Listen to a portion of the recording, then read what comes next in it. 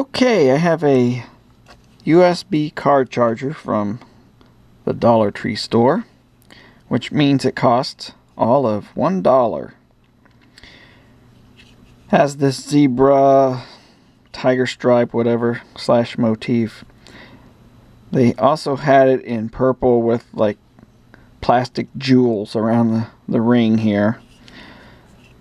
I think I've seen them in white or black before, but they didn't have that. So I got this one. It's rated, I don't know if I can focus in on that, but it's rated to output 1 amp at 5 volts. Now if you remember, a while back I shot a video of another one I bought at the Dollar Tree store. It was a little bit longer, but it was rated at 1 amp and it could not handle that.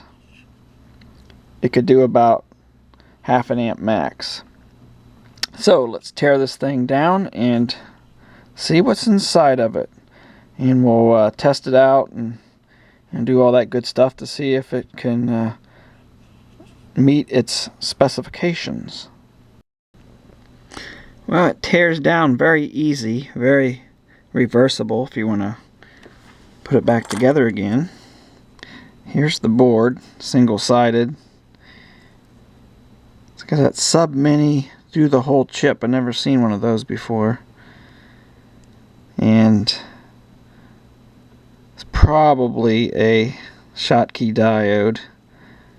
And the inductor, a couple capacitors. And that's really about it for the components. Well, there's a LED there. So, let's see if I can find anything on that chip. Well, I did find a data sheet on that chip. It's a 84064, but only in, I guess it's Chinese. There's the pinouts. Some basic information there.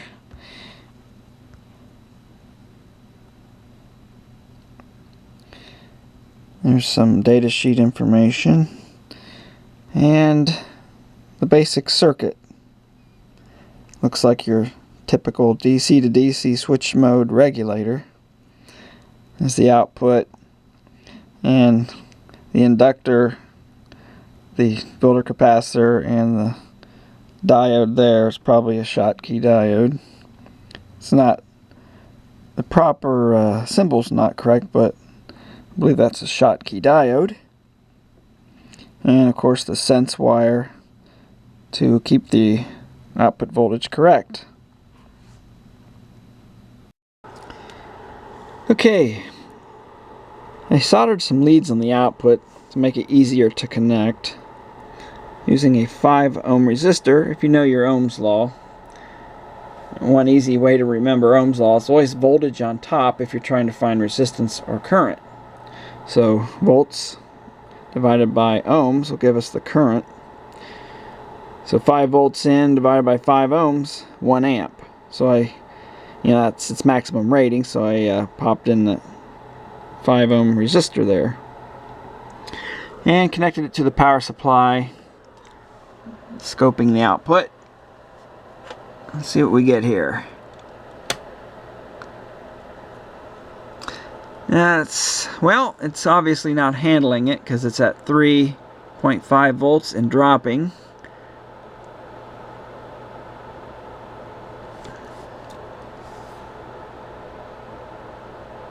Looks like there's some noise on the output, probably a little bit of switching noise getting through, but it appears minor. I don't think it's going to affect the device you plug it into.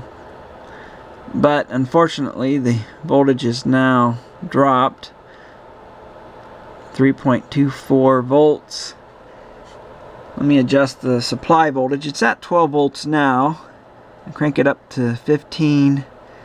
It went up a little bit, but it's still pretty low. Now I'm going down with the voltage. It's actually dropping to there. I think it just fell out of regulation. Yeah, I'm about 6 volts now. So it fell out of regulation.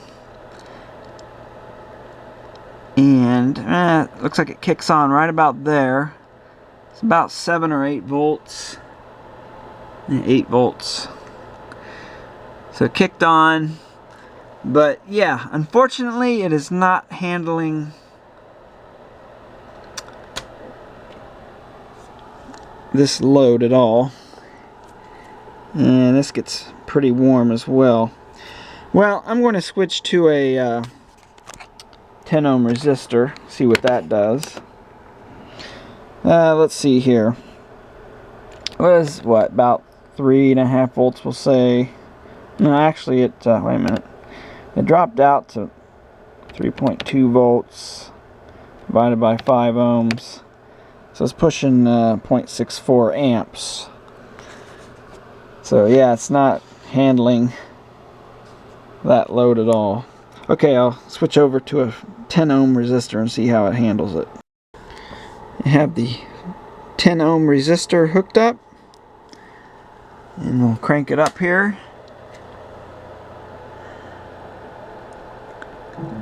See if it'll stabilize. Seems to be holding at 4.95 volts. Okay, I'll crank up the supply voltage, staying at 4.5, or I'm sorry, yeah, 4.96.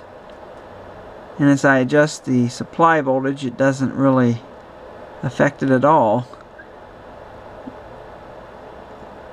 There, it's starting to fall out. Let me adjust it at the point where it comes up to 4.91 or so volts.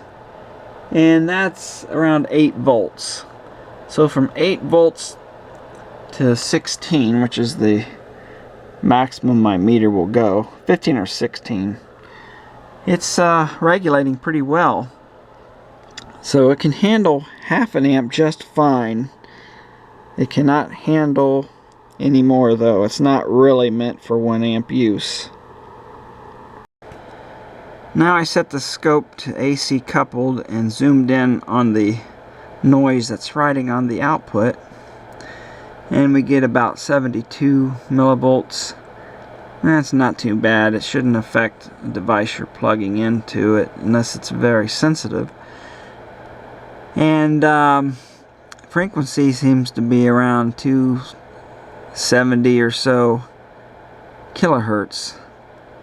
Pretty spiky output, but again, we're zooming in on it.